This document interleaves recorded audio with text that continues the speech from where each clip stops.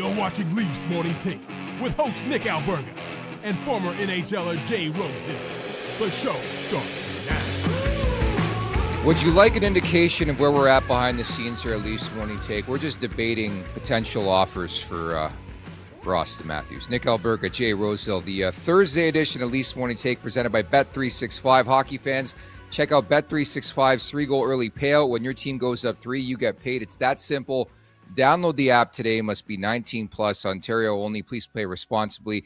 Rosie, we're actually talking about Minnesota specifically. If it started with like a Brock Faber or a Matthew Boldy, would it pique your interest? Well, I was doing my Tim's picks while you were talking, so I'm not even sure what's going on. But yeah, I mean, you got to get kind of obviously you got to get a star back. You want to get a prospect back. You want to, like, what do we need? We need a 2C and we need a defenseman. So you got to check those boxes. You're going to notice Austin Matthews not being on your team. There's going to be a lot of people in Toronto and around the whole hockey world that are going to be up in arms thinking you're insane for doing that after getting rid of Mitch Marner, even though he left and you didn't kick him out. You offered him the biggest contract in franchise history. But I just can't see a way around keeping these guys all together and just doing this shit again. Like, it's not this year, it's 10 years. I understand why that sentiment has grown louder here in the last couple months. We've kind of been saying it for a while. We take heat for saying it. I don't do it with, a cavalier attitude, getting rid of a guy like Austin Matthews, but I think some changes need to take place here for everybody. And I feel like I know what the problems are, and we can see them, and they're never been more apparent than now.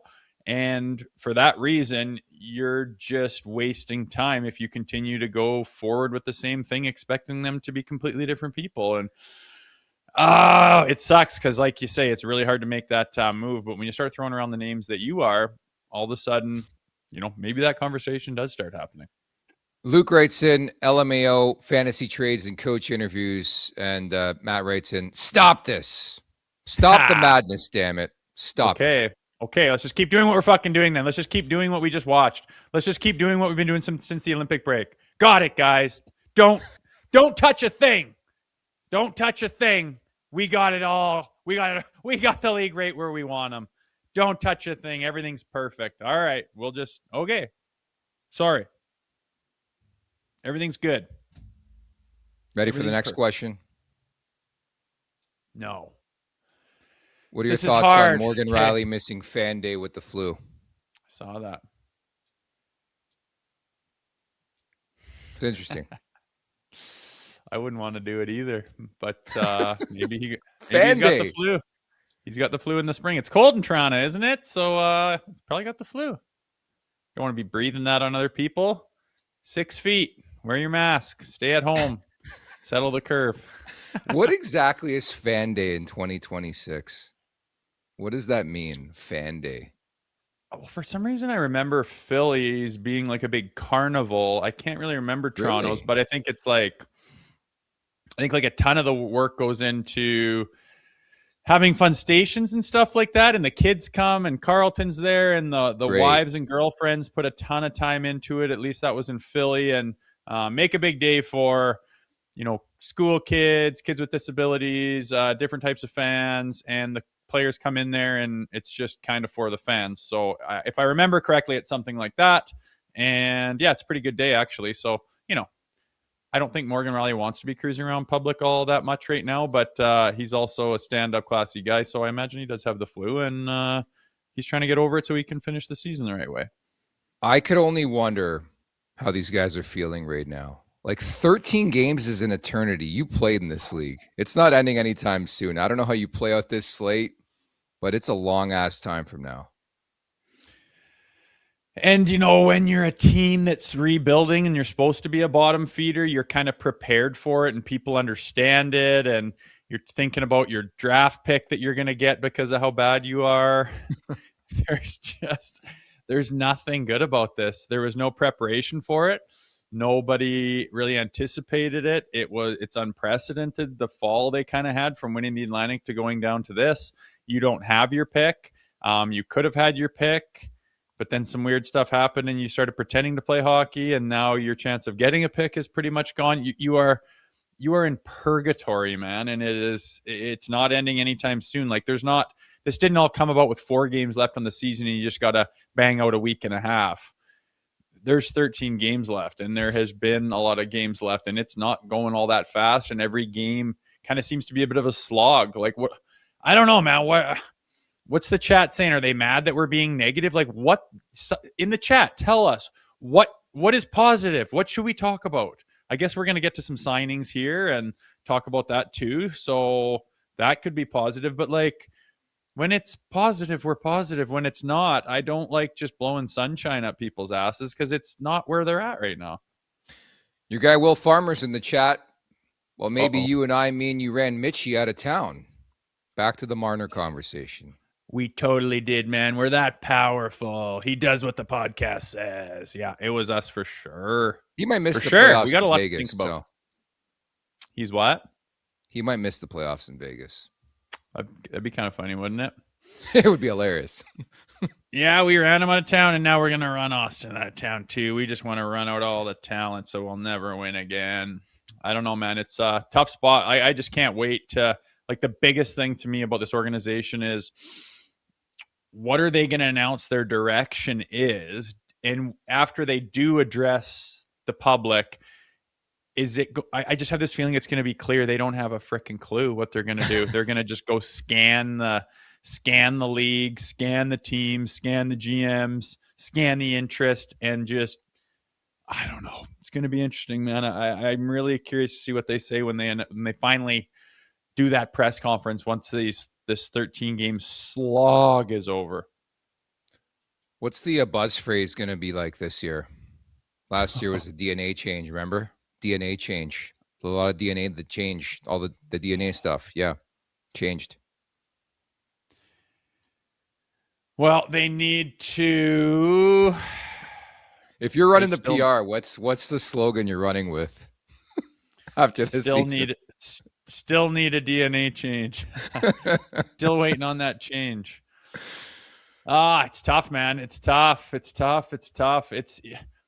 It's so fitting that Matthews thing happened because it exemplifies their issues so well. Like just individual and half-hearted.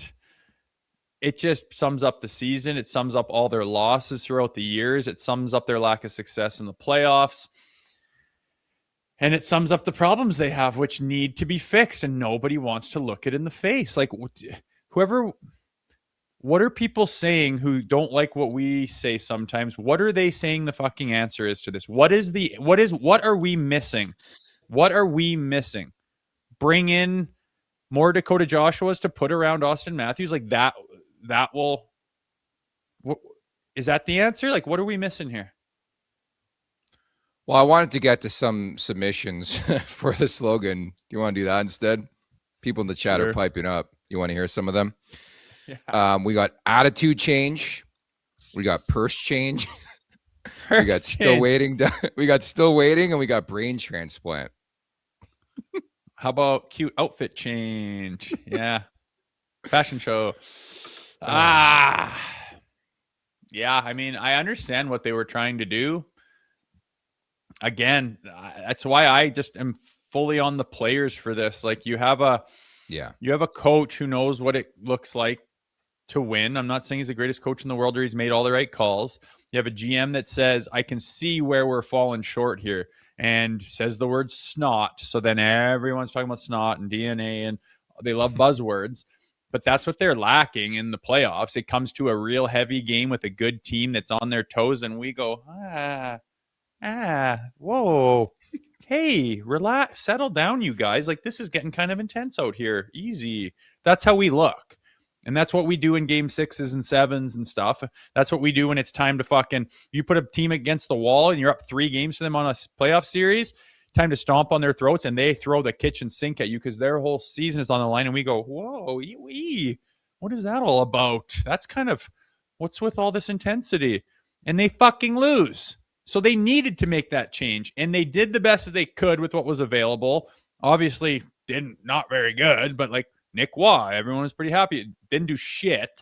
So none of that worked, and the players just completely effed off in the other direction. Like, nah, I'm not doing that.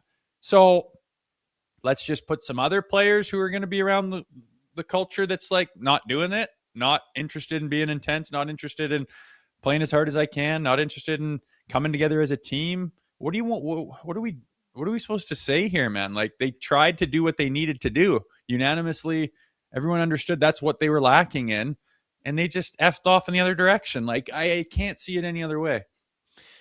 I wake up with severe abdominal pain every day, knowing that if they get the top 5 pick this year, next 2 years, unprotected, those picks with Philadelphia and Boston. And that's a scary, scary proposition. I don't even know how you can rebuild in something like that. Like, they're in one. I mean, plain and simple. Our Super Chat charity partner is Sick Kids. Want to make sure that your question or comment gets on the show. Hit us up with a Super Chat. Proceeds from our Super Chat will go to Sick Kids, ranked the #1 research intensive children's hospital in Canada and 3rd in the world. As Rosie brought up, we got 2 fresh new babies from the NCAA, baby. Vinny Borgesi, Paisan, what's going on from Northeastern, and Brandon Buhr from Union. 2 new signings headed to the Marlies here, Rosie. Your Paisan, buddy. Yeah. Both seem to have some upside.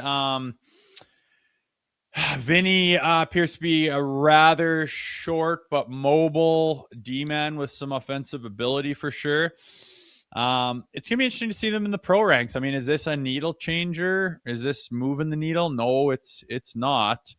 I hear Brandon Buhr is pretty tenacious, is got some offensive ability, is kind of heavy, plays kind of gritty and heavy and strong. All good things that I like. Again, those are the diamonds in the rough that you're looking for. There's no guarantees on anything, but trying to look at their ages here, 22 years old and 23 years old. Like, if you think you know what they are, you're wrong. They could become anything, and nobody knows, but you got to lean on your on your scouting and see if these guys can get into the pro ranks and how hungry are they. Like, what is their mentality? Did they come out of college saying, I am hell bent on getting as good as I possibly can, on,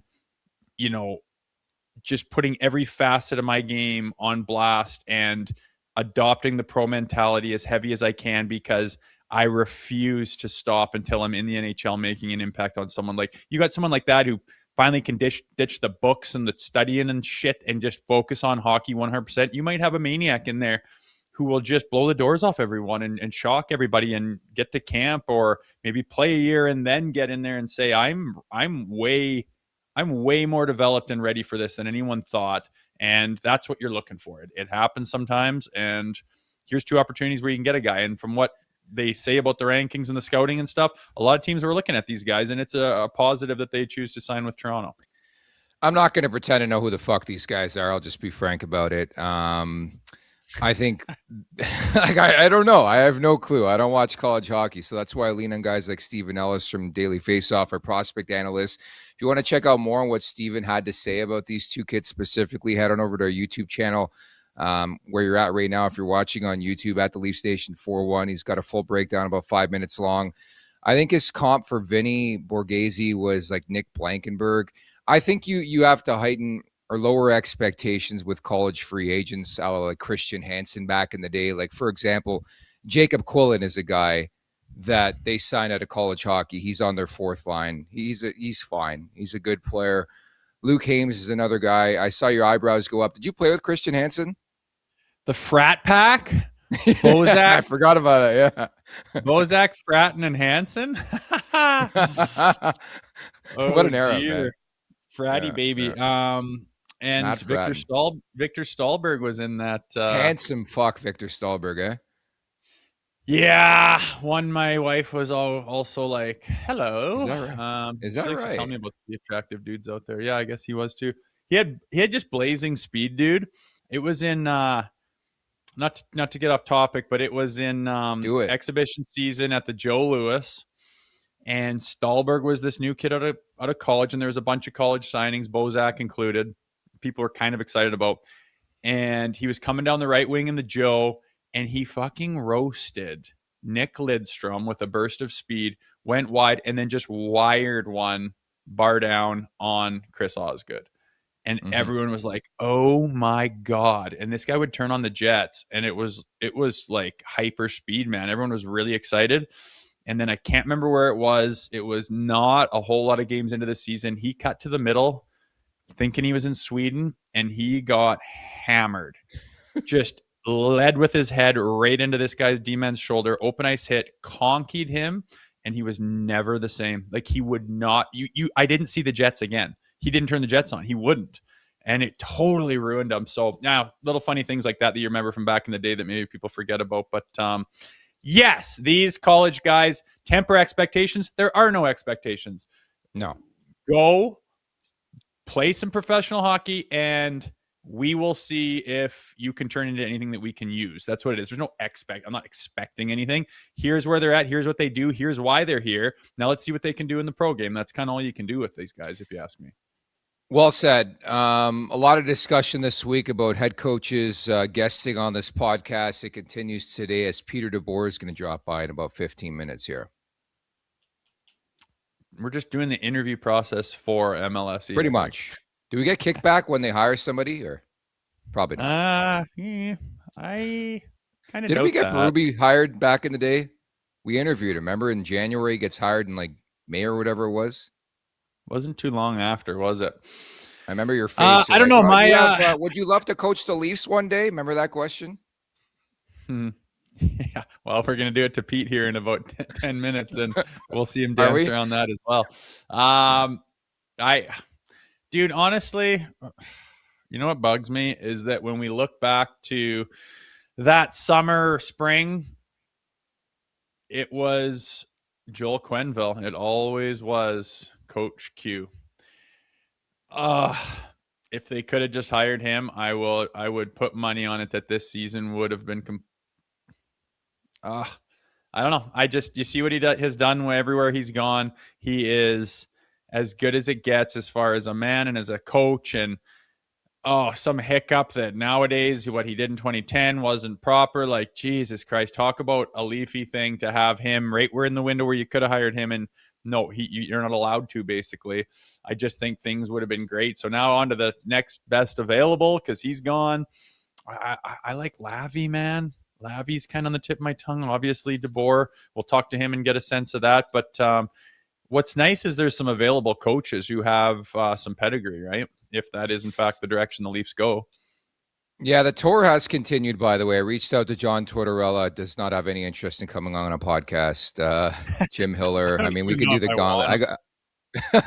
We can do the gauntlet. Whoever you want, we could try to get on and just do this process for the Leafs so they can focus on making their plan, right?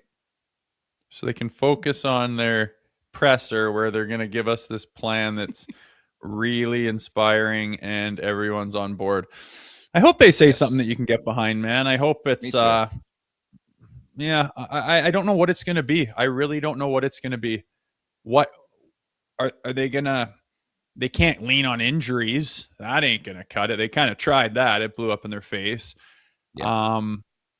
Like how are they going to express how they're going to get better and how they're going to rectify this? Is it going to just be like, we think this was a one-off? We're going to go deep this summer, not leave any stone unturned, and try to build as good of a team as we can. Maybe they shake up the coaching staff, and that takes some light off of it with some hope, and this new coach will get them going. These guys will play for this new coach. That'll probably be some some light at the end of the tunnel, perhaps. But again, really curious to see how they spin this and what the direction is, and I hope it's something we can get behind. But it's, as we go through all the different situations this team is in, it's no small task to try to get this whole market to get behind whatever's going to happen this summer, because there's a lot of problems. By the way, I disagree on the Q front, not because I don't think he's a good coach. I don't think it matters who the coach of these guys is. They're going to fail. I mean, Babcock was a dick. I get it. But at the time, he's widely regarded as one of the best coaches on the planet, and he couldn't even get the most out of these guys. Keefe's a good coach. Berube's a good coach. At some point in time, you got to point the finger at that room. At the Leafs Nation 401 on YouTube, hit that like button, hit that subscribe button. Leafs Morning Take wherever you find your podcasts. Make sure to leave us a 5-star review, and don't forget to check out theleafsnation.com. This episode is brought to you by Tim Hortons. Feel that buzz in the air? That's because roll-up season is here. You can still play on the cup while supplies last. And don't forget, you can also play on the Tim's app for even more chances to win just for doing what you already do, grabbing your Tim's and making your picks, of course, too, Rosie, right? Yeah, don't forget about that. It's as exciting as anything in our entire lives these days. So play the Tim's picks. They're tough ones today, man. Me and Vic were struggling with the picks. So fingers crossed we can get to 4. I want that free week of coffee. We all do. Roll-up season runs until March 22nd, so don't wait and miss your chance. For more details, visit timhortons.ca/rollup. Roll up to win only at Tim's. We've been waiting all week to get to this convo. Artur Akhtyamov, it's been on the rundown all week. We finally get to it on this Thursday. Signs a 3-year extension worth $2.7 million. He's 24, having a really good year, 18, 10, and 4, 2.86, 904 with the Marlies. If you recall, had the mop-up duty for that Leafs game way back when. I think 5 for 5 in the save department. But where does Akhtyamov fit on your depth chart right now, Rosie? Akhtyamov. I've got his name now. Nailed it. Good for him, dude. To sign a 3-year deal and 2 of them are one-ways, that means it doesn't matter if you're in the American League or not. You are making show dough for 2 years straight. Congrats to him. That is awesome. Where do I put him on the depth chart? I put him at number 4. There is Woll and Stolars, and then there's Hildeby, and then there's Akhtyamov. And you look all the way across his numbers, there's nothing but 9s, which is solid. Coming over, Russian guy, played in the American League, had a sniffy in the NHL and didn't buckle. And obviously they like what they see. So, that is one thing that you have some abundance in, is the goaltender position. It's one of the few things this season that was positive is the emergence of Dennis Hildeby. I think you can put some stock in that kid after what we saw when Woll was gone, when Stoley was down. He held the fort and played some really good hockey during some high pressure situations with a lot of spotlight on him, where maybe it was a bit unexpected. I don't know, but I thought he handled it really well, and he looked really big and really strong a lot of the time. So maybe some additions to this team can happen with the movement of some of the goaltenders. I think a lot of people are looking at that as well. So the fact they gave him this contract shows they have some confidence in him, and he's been showing stuff for a while now. So congrats to him. I think our goaltending situation looks decent. Obviously the health of the two, number 1 and number 2, has always been into question, and every year they seem to prove that again with not being able to play a full season. Do you think it's fair to say at least one of these 4 guys will not be with the Leafs organization by September? I think it's likely, right? How many bullets do they have in the chamber to make some changes and to maybe get a defenseman or maybe get a centerman? Or it's hard to say how they're going to package things up and what they're capable of and what's out there. But it is one of the bullets they have in the chamber for sure. So I would not be surprised at all if they moved one of them. I'm curious to know, perception around the league. How do teams view Joseph Woll? How do teams view Anthony Stolars, Dennis Hildeby? Because as we've learned time and time again, it's always different in Toronto. We view these guys above and beyond more times than not. And I'm just so curious to know, the perception around the league on these guys. Because obviously it's one thing to want to trade these guys. It's another thing to actually get suitors involved in a situation. Yeah, look at some of the teams that are really strong and have built pretty solid top-down teams, but they just don't have the goaltending, or the goaltending just lets them down. I think there's teams out there that are we could use some of that. And I think the opinion of people around the league on our goaltenders are the same as ours, very capable, lots of upside. Their numbers are what they are, which are fairly strong for the most part. Health being an issue with both of them. When I'm talking about Woll and Stoley, right? They've both been hurt for pretty consistent amounts of time throughout their tenures in the NHL, and that's probably the knock on them, or the reason there would be some hesitation, I would think. But the only way to know is to get out there and shop them and try to put some groundwork together to get a deal over the finish line that works for both sides. And I imagine that that's not at all off the table for Tree or whoever ends up running this team this summer. It is the one silver lining in just a dog shit season. For the first time in ever, the Maple Leafs actually possess depth in the crease. Like, man, I'm trying to think back to like the Cujo era or the Belfour era. How many years we've wondered who the hell's making a save for this team. Like I was prolific in my role covering this team when Michael Hutchinson was a guy that was just, he was out there. And I'm like, what's going on? And there was so many different guys that they deployed. Even David Riddick's having a really good year right now with the Islanders as the backup to Sorokin, but he was terrible for the Leafs. Like it puts me in a better state knowing there's multiple guys who this organization trusts and believes and feels can do an adequate job. Again, a lot of it's about health, but you can make that concern for, the majority of the league when it comes to the crease. I really feel like there's an epidemic when it comes to goaltending. Yeah. I mean, fuck, look at the way guys shoot these days. Like you need to, you got to be good, man. You got to be good to be a good goaltender in the NHL. And I think that there's fewer of them than there probably used to be. You got to be a big blocking goaltender. Like you can't react to the way these guys are snapping it and like do the old Belfour blocker save when it's going top right. Like you can't you just have to have your body there and be in position and have your angles proper and read the play to have success. And that's why Hildeby is he 6'7"? Stoley's a big boy.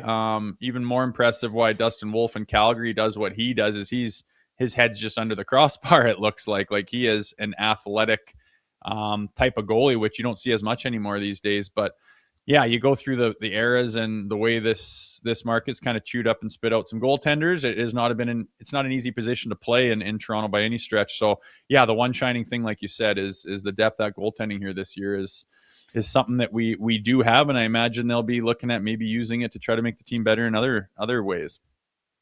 At the Leafs Nation 401, hit that like button, hit that subscribe button as we bring in today's guest. It's a free agent NHL head coach. It's Pete DeBoer. Pete, thank you for doing our nation proud at the Olympics. How you doing? Great, guys. How you guys doing? Hanging in there. I mean, it's tough times in these parts, Pete. I'll be honest with you, bud. Yeah, well, listen, you're not alone there. It's a tough league. It's a tough league to win in, and it's a tough league to coach in. So that's why it's the best league in the world. And the parity this year for me has been amazing. I mean, if you think about some of the teams that are in playoff spots right now and some of the teams that aren't in playoff spots, I don't think anyone would have predicted that type of turnover, but it shows you how quickly things can change. It sure does. And I mean, things changed really quickly for the Maple Leafs this year. As you mentioned, they're not the only ones, but a lot of spotlight on them just with the market that they play in. When you look at the season for the Maple Leafs, what comes to mind for you as far as what went wrong? You know what? I haven't followed it that closely. I wish I could dive in and tell you about it. All I can tell you is, I can kind of look back at my journey and some of the places I've been. I remember I went into Vegas. Gerard Gallant had gone to the Stanley Cup Finals, and then had lost the next year, I believe in the first or second round.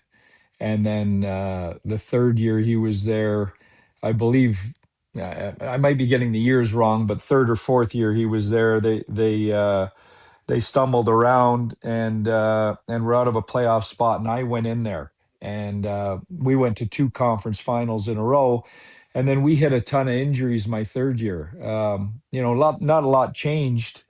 I know we didn't change the way we were coaching, but we hit a pile of injuries. Wrong guys were out. I ended up getting fired. Bruce Cassidy came in. They were healthy the next year. Jack Eichel was there and healthy, and they won a Stanley Cup. So things change. I've been on both ends of it where, I've come in for somebody, where things have stumbled around a little bit, and I've been on the other end where I've gone out and someone else has come in, and sometimes it's just a matter of getting healthy, and or you have the wrong guys out at the wrong time, or sometimes it's just an off year. You have a lot of guys with down years, and that happens in this game to everybody. Now, Pete, the city's been buzzing, obviously, the last week. I'm sure you have your finger on the pulse of that, the whole Radko Gudas situation, the knee-on-knee with Austin Matthews. I'd love for you to sort of weigh in, give your thoughts, and if that was your team, how would you want your guys to react in that situation? Well, I think Craig's, handled that about as well as you can handle it. I think, listen, I think anybody in hockey would have liked an immediate reaction to that, and I think, you know what, there's nobody that's hid from that from what I've seen. I think all those guys stood up immediately after and said, hey, we should have been there. And I think it was addressed. I think the coaches addressed it. I think the group has responded in the game since that, and that's all you can do. This game doesn't allow you to have do-overs, and I think all you can do in any situation is recognize, hey, I would have done that differently the next time, and get it fixed for the next time around. Yeah, and I think also in this market, Pete, accountability has come up a lot. The way the guys play and the way they present themselves sometimes, there's a lot of people looking and a lot of people criticizing, and accountability's come up a lot in this season in particular. When you're coaching, especially this day and age, what's your way of keeping the accountability in the room and having everyone, on page with doing things the right way? Yeah. Well, that's a great question, and I think that's always the question you're asking in the coaches' room, and it's a combination of things. I think that accountability obviously starts at the top of the organization, and then it works into the coach's office, and then it works into the leadership group and the guys you've got in that room that are the daily voices. So I think it's an organizational accountability you're looking for every time you have a team, and it is a fine line, and it's a word that gets thrown around fairly easily in the game. I think, if you rewound to last year, when they had 100+ points and took Florida to 7 games, who won the cup. I don't think you heard the word accountability. The season hasn't gone the way you wanted it to this year, and now it's a buzzword. I think that's pretty common everywhere in the NHL when you have a down year. Is where's the accountability? So, and I know I'm talking in circles here. There's no real right answer for that. I think it's a group of people, and I can tell you, when I was at the Olympics, a week ago, the leadership in that room plays a big part in that too. But they're not alone. There has to be a lot of support around that.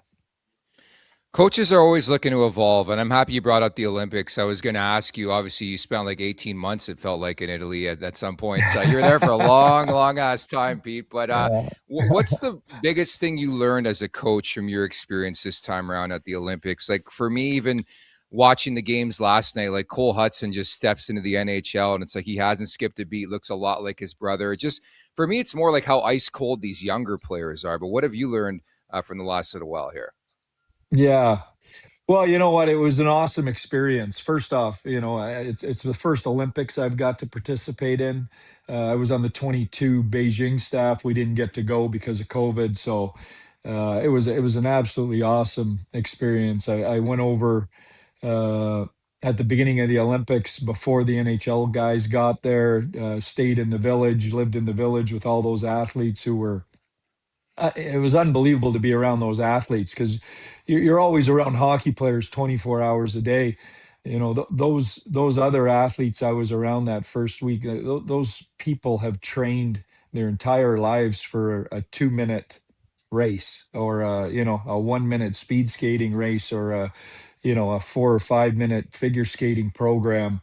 And you mess up once, you catch an edge, you clip skates with somebody, you have an off day, you don't feel great, you're done for another 4 years. It's an incredible pressure and preparation that those athletes go through. That was great perspective for me, because in hockey, you turn a puck over, you get to go back out there tomorrow night and try and fix it, or the next shift. But those athletes don't get that luxury. So that was awesome. I walked in the opening ceremonies, and then the NHL guys showed up. And anytime you get to be in a coaching room with the best coaches in the world, and we had John Cooper and Rick Tocchet and Bruce Cassidy.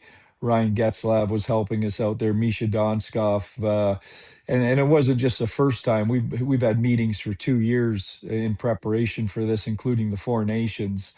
You always come out a better coach. But, the thing I probably appreciate the most every time I represent Canada and work with those players is just how great the players are, but how great their character is, how they're all willing to check their ego. It starts with Sid.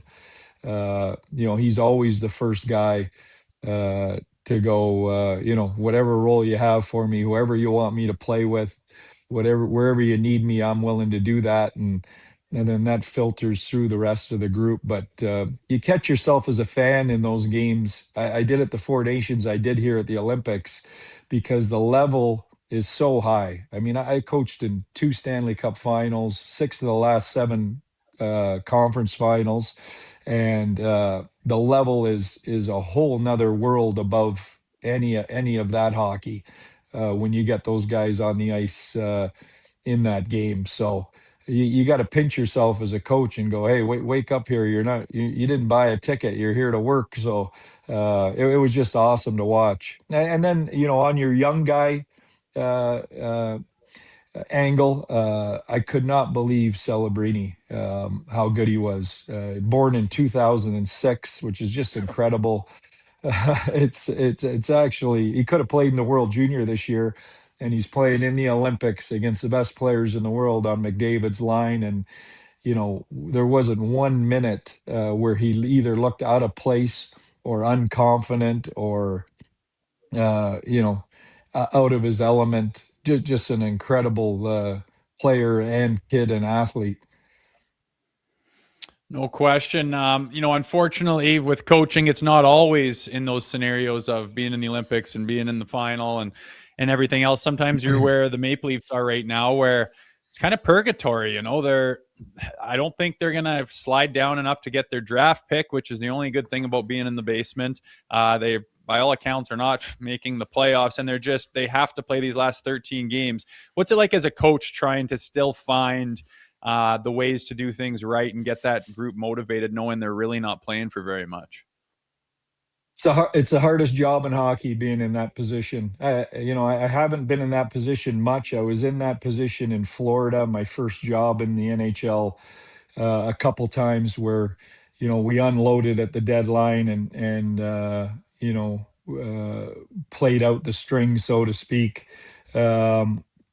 It's the hardest job in hockey, because you've got to come into that room and convince those guys to keep playing for something, whether it's a roster spot next year, whether it's to show you belong on another special team or higher in the lineup, or just for the pride of the jersey. It's really tough. And I don't envy anybody that's in that spot, because on top of that, you're dealing with your own frustration of a disappointing year. And that's something you really have to park and try and show up in that dressing room, with as good an attitude as you can have without carrying that around. And when I listen to Craig and talk, I think he's done an exceptional job of that recently, of trying to keep the guys playing hard here through the end. Out of respect to Chief, he's a good man, good coach. I'll be careful the way I ask this question, but obviously you're a free agent head coach, Pete. What are you looking for in sort of your next role here? And are you open to anything? We'll ask it that way. Yeah. You know what? I've said this before, I'm not sitting by on my couch watching games hoping for guys to be fired. I've been there before. I know how that feels on the other end of that, and I don't wish that on anybody. So I'm really not, or I'm that's really not my mindset. My mindset is, I've tried to take this year and make myself a better coach, take a step back, recharge. When I look back at the 40,000-foot view of what I've been through, I coached in 6 of the last 7 conference finals, 100+ games a year. I was probably looking back a little burnt out. So this has been a great year for me personally and professionally to recharge. I know through the Olympic experience, I'm a better coach coming out of it. It also gives you an appreciation for the league and how hard it is, but also what a privilege it is to work in the NHL. So, we'll see what happens, Nick. I'm confident in my coaching abilities, but I also know there's only 32 of those jobs. I also know that when you look at the standings this year, there's not many teams that don't have a chance if you can get one of those playoff spots. So, that list of teams that you'd like to coach or you think you can make a difference on is a lot longer than people think. Definitely, and I think it's been a peculiar year as well. Only 2 coaching changes have been made thus far. A couple of weeks back, of course, Jim Hiller let go by the LA Kings, DJ Smith taking over on an basis. But I'm always curious about like the process. What does that look like? Like you just outlined the resume. Everybody knows your name. Everybody knows what you've accomplished in this league. So, I mean, are you somebody that's just looking at potential fits? Like, how does it work behind the scenes? Your agent contacted first? Yeah. Yeah. You know what? My history with this stuff has been typically a manager will reach out to you directly. You're not really dealing with agents as much as you are with players, as Jay would know. The agents drive the player uh, jobs market for the most part. In the coaches market, it's typically GM to coach communications first. So, um, there's a lot of things that go into it. And you're right. This has been probably, every year I can think of in recent memory, there's been 7 or 8 guys fired during the season or changes, at least 6. This year with only 2, it really has been an exceptional year, and I'm glad to see that. As a coach who's been in this for a long time, I like to see more stability in this position and guys get a longer runway in the places they're at. So, again, I know, I'm beating this to death, but I'm really not sitting here, crossing my fingers that somebody gets fired. I know it's inevitable and there will be positions open up, but, we'll see.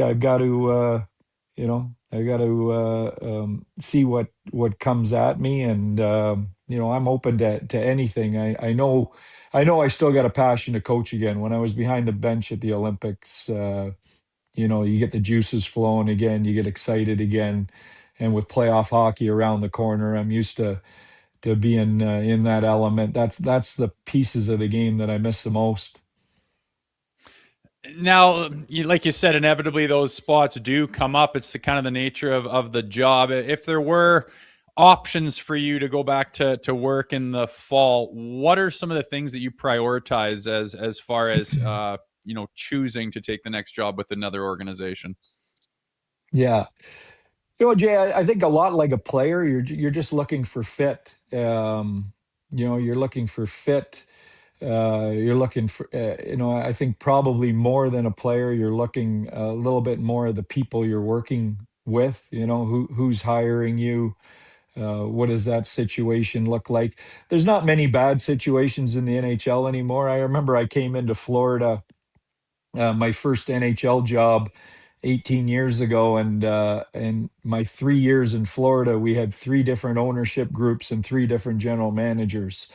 So, you talk about unstable, and So you don't see that in the NHL anymore. I think they have strong ownership just about everywhere in the league, and stable management just about everywhere in the league. So there's a lot of really good situations. I just want to wrap by asking you about your previous stop in the Dallas Stars, and more so the scouting of that team. I think it's been incredible to see what they've built. And I ask you that because of the name Mark Leach. What can you tell us about Mark Leach? Because it's interesting. Yeah. For the first time in a long time, the Leafs might actually have some draft picks to make here. Yeah, you know what, Leachy, I got to work with him for basically 1 year when I was there, but that amateur scouting staff, Joe McDonnell, him, and that group of guys does not get enough credit for the core that was built there. I mean, that was all drafted, and none of those guys were drafted with top 10 picks. I mean, I guess Miro Heiskanen, but when you talk about that core, Rupe Hins and Ottinger and Robertson, and on and on. Those guys were all either and Harley and Wyatt Johnson. Those guys were all either mid to late first round or second round or later picks. So that's the impressive part. And those guys in Dallas really were the driving force behind where that team is now and where it's going, because they did an exceptional job, both Leachy and Joe McDonnell, who ran that department. Well, now we wait, and I guess the next docket for us is the potential draft lottery, Pete. Thank you so much for your time today. Great insight as per usual. We'll talk soon, okay? Thanks, Nick. Thanks, Jay. Thanks, Pete. We appreciate it. That is Pete DeBoer giving us some insight here on where things headed for the Maple Leafs. And I think it's such a unique circumstance, as he brought up. Like, most years, there's like 7 or 8 coaching changes, Rosie. This year, we're looking at a couple, and he's had the luxury of just waiting and chilling, and the luxury of having the Olympic Games too. But you would have to think at some point in time he's going to be chomping at the bit to get back out there. And the resume speaks for itself, right? Yeah, I think if you're him, I mean, he's been a head coach in the NHL since it's 07 or something like that. I mean, that all of a sudden that comes and goes. And I mean, you've been in the league a long time doing that job. Nobody wants to get fired, but he has this year off. But what a nice token that it's a year where you can go and coach the Olympics too. I mean, as he mentioned, he really took the time to soak that in and savor it and get there early and be part of the ceremonies, and then be able to coach that group. As he mentioned, being able to see Sid in his element, seeing Celebrini come up and step up in the way that he did. So he gets to dip his beak a little bit and be a coach at such a huge stage. It's about as good as you could do it for a coach. And I imagine that, the 2 coaches that have been gone this year, I think that number is going to grow after this season. We'll see what happens. It could be more than we think. And all of a sudden there's 4 guys that go, and, there's different options and opportunities for some of the coaches out there looking for their new home. So I don't think he'll stay on the couch long. He's got the pedigree. As he mentioned, there's a long history of him being deep in the NHL playoffs and having all kinds of other accolades beside him as well. So it's good to talk to him. As you can tell, he knows what he's talking about. He's got a ton of experience, and there's a reason he's been a valuable coach for a long time. Imagine having the ability to shoot your shot. He's just fucking chilling. I love that. It's a beautiful setup there in his living room. Nice couch, good coffee in hand. At the Leafs Nation 401. Nice hit that like button, hit that subscribe. Yeah, dude, the guy is just chilling out. So, Rosie, with that, we have concluded our head coaching carousel and debate and conversation. Even, the producer of this show has been on a roll, man. Joe Quenville last week. We had Peter Laviolette. We had Dean Evison, Pete DeBoer. No Torts? Who's next? No Torts, no Randy Carlisle. Who are you hiring, man? Have you figured out who your candidate is? Torts, man. God, I remember going, I was drafted by Tampa, so I'd go to Tortorella camp, and it was like Torturella. For the first 3 days, there wouldn't be a puck. No one would even see a puck. It was just fucking fitness testing, bag skates. Like they'd load up the bus, send us to SFU track in like 95-degree humidity in like September. And we have to run a 3-mile race around the track. And he's in the middle with a bullhorn screaming at you to move your ass. Like, does he hate holy, you? these guys can't even do fitness testing anymore. It's changed so much, but I don't think I need to go back to that trauma to have Torch on the show. The responses from Torts are great, man. He's just, no go, Nick. Hope you're well. Nope. Be well, Nick. No go, Nick. Happy New Year. So you've asked him 3 times, and those are his 3 responses? Maybe 4 or 5 times now. Just absolutely flushed, man. Flushed. He wants no part of this podcast. Oh, he would prefer if media didn't exist. Like, he hates it. He's got a highlight reel of him just being despising any form of media. So it doesn't surprise me. But no, we've had a good rip through. It's kind of hard because like we're interviewing all these coaches and trying to think if they'd be a good fit for the Leafs. But Craig Berube is the coach of the Leafs. And was that a fair way to ask that question? By the way, I said, are you open to anything? I think it was a respectable way to approach that, right? Oh, for sure. And we could have waited and seen if there's a change after the season, but then those guys that are in the interview process will say, no, I am not interviewing on a Leafs show while I'm interviewing for 2 different, you know what I mean? So it's good to talk to him now.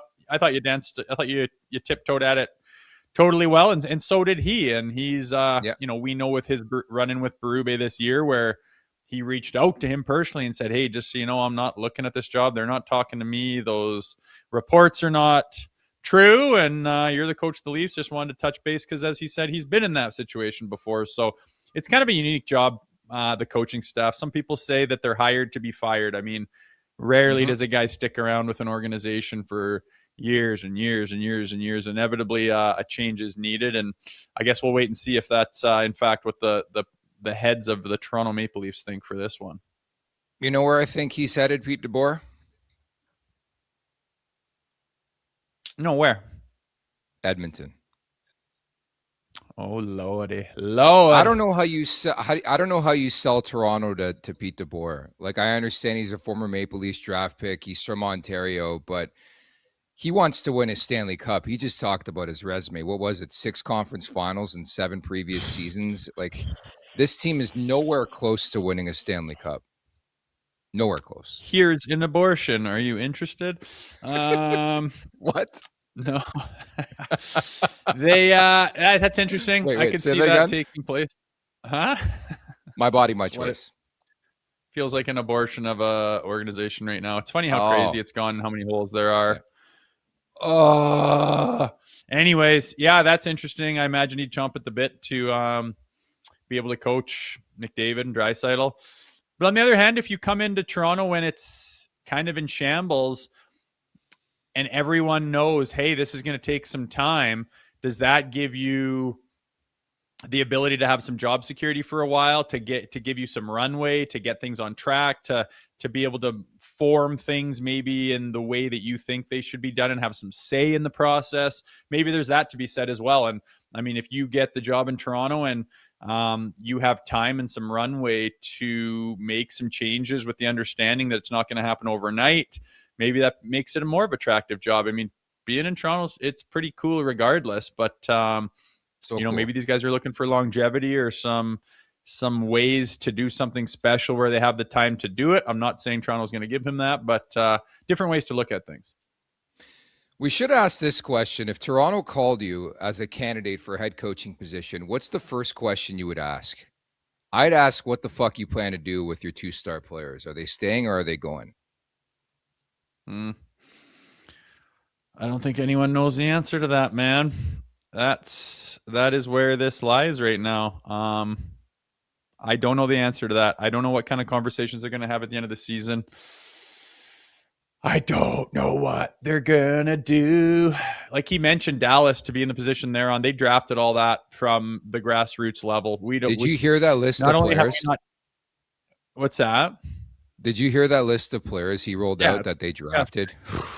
And none of them are like lottery picks. It's so impressive. And yeah, that was a good question to mention that scouting staff there in Dallas, because they are like they're kind of the template of this is how it's done if you want Yeah. to do it right. You could say, I think you could say that about Montreal too. Like, have they not done the real deal, coming from the bottom, getting these guys coming up, going through the growing pains and getting the right coach in there? It's tough to do. I don't know if Toronto's ready to do that. And the other thing is, I don't even think they're in a position to do that. They don't have any draft picks to come up. I mean, they've put themselves in this situation where you can't draft your way out of this or tank your way out of this.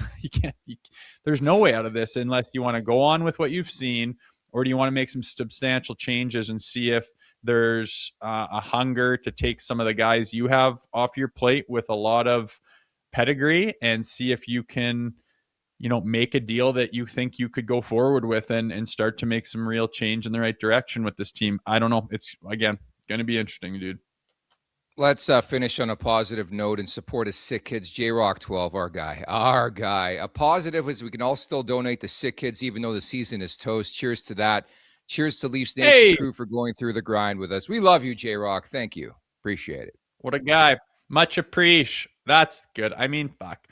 Sometimes I do get down. Like, sometimes I'm too invested and I'm like, why do I even, like, it is, I feel like a I don't know, like a dumb fan or something. But this organization, I don't know, it has a way of getting you in the feelers. And sometimes when it's a situation like this, it'll get you down, especially when we talk about it all day and listen to everything that happens and go about it all day long. But that's a great point. There's kids in a hospital, for crying out loud, and puts things in perspective. This team will figure it out eventually. There'll be things on the horizon that we can get behind, and there are much worse things in life. So thank you for the super chat, which goes towards Sick Kids. A nice little perspective to put yourself in to end the show. I like it. It's time now for the last call, brought to you by Bet365. Hockey fans, there are a few things more stressful than a close hockey game. One late back check could make all the difference between a chance at playoff glory or an early spring tee time. That's why Bet365, an official partner of the NHL, is offering 3-goal early payout. If the team you're riding goes up 3 goals at any point in the game, they'll pay your bet out early. Hockey fans have enough things to stress about with 3-goal early payout. Now your bets don't have to be one of them. Bet365, download the app today. Must be 19 or older. Ontario only. Please play responsibly. If you or someone you know has a gambling problem, visit connexontario.ca. What am I going to play? I like the Edmonton puck line against Florida. You talk about tanks. The Panthers have no interest in winning hockey games anymore. We discussed this ad nauseum yesterday. So a Stanley Cup final rematch. Dry settles down, but I like the Oilers puck line in that game. And I think it's 3-way tie season too. I would not be shocked if Montreal and Detroit goes to overtime as well. I like that, dude. I was looking at that Florida-Edmonton puck line. Edmonton minus 1.5 is plus 160. Thought it would be a little lighter than that. So I like that plus money, man. I'm just going to piggyback you on that one. Florida seems to be, they've got their cup rings on their fingers. They're just fine. They're not losing sleep over this. They're going to go get themselves a fatty draft pick. And I don't think, I think they'll just laugh at the Oilers trying their hardest saying, yeah, when it mattered, we spanked twice. So I think the Oilers could take that one by 2, no problem. Sounds good. Rose is going to take a bit of a break. He's been negative. You know, a lot's been weighing on him throughout this week. So, Rosie, you're next back with us on Tuesday, correct? That's right. I'm going to step away. The chat has been attacking me lately, and I need to go get my feelings figured out. No, we'll see. I'll have a new perspective on Tuesday after a little back-to-back, I believe. Friday night at home, that's different. So, yeah, we'll have a new perspective. We'll see where things are at, and I almost guarantee that there'll be some new talking points come out of that 4-day span. So we will see you guys on Tuesday, but you will still be kicking on Friday and Monday. Yep, next week we're going to interview prospective NHL GMs. Imagine we do a GM search next week. I don't think Tree Living's going anywhere. I don't either. We're going to do a mascot search by the mid-April at this point. Just start interviewing everybody. Yeah, okay, cool. We will watch. We will watch on Friday and Saturday and see whatever it is these guys have to show us.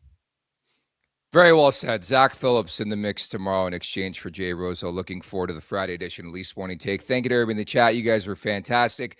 Appreciate the super chats as well at the Leafs Nation 401. Hit that like button, hit that subscribe button on the way out. Leafs Morning Take Wherever you find your podcast, make sure to leave us a 5-star review. And don't forget to check out theleafsnation.com. Once again, thank you to Peter DeBoer for dropping by today's podcast. Thank you to producer Vic. For Jay Rosehill, I'm Nick Alberga. We'll talk tomorrow. Take care, everybody. Make sure to check out more of our content right here on the Leafs Nation YouTube page. We got long-form interviews. We got clips. We got epic rants by Jay Rosehill. We simply have it all. And don't forget, you can find out much more at theleafsnation.com. Thanks so much for watching.